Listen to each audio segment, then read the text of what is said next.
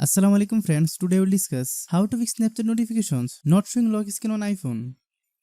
Lock screen notification not working on iPhone and iPad.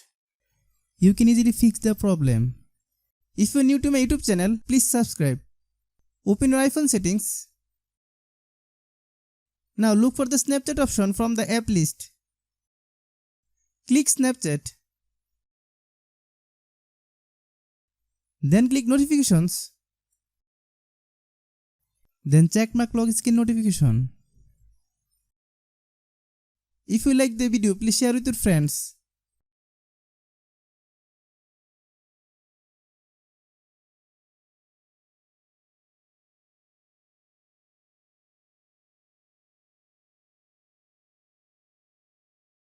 Thanks for watching.